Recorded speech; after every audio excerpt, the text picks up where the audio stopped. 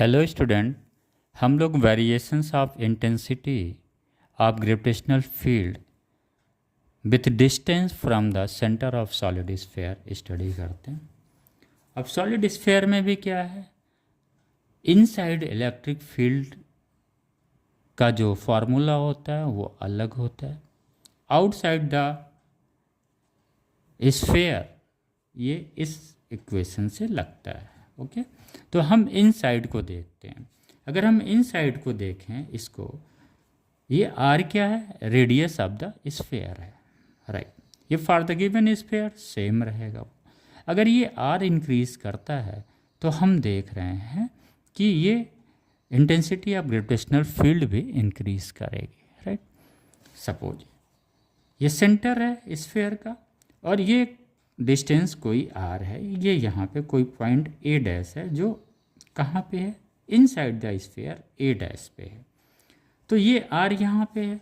अब ये जैसे जैसे ये आर इंक्रीज करेगा क्या करेगा, ये इंटेंसिटी ऑफ ग्रेविटेशनल फील्ड भी इंक्रीज करेगी और सरफेस पे क्या हो जाएगा, G M upon R square. यानी जब आर इक्वल टू आर हो जाएगा, ये suppose R equal to R हो गया। अब अगर हम यहाँ पे ये आर की वैल्यू रखेंगे तो ये क्या हो जाएगा, G M upon R square. यानी स्फीयर के सरफेस पे ये वैल्यू हमें मिल जाएगी अगर ये आर इक्वल टू आर है तो, राइट। स्फीयर के सरफेस पे क्या होगा, intensity of gravitational field G M upon radius square. और फिर जब ऊपर हम बढ़ेंगे तो क्या होगा, अब जब ये आर इंक्रीज होगा स्फीयर के आउटसाइड क्या होगा, यानी R is greater than the radius of the sphere. फिर क्या होगा, ये आर जब इंक्रीज करेगा तो ये क्या करेगा, डिक्रीज करेगा, राइट। क्लियर हो गया।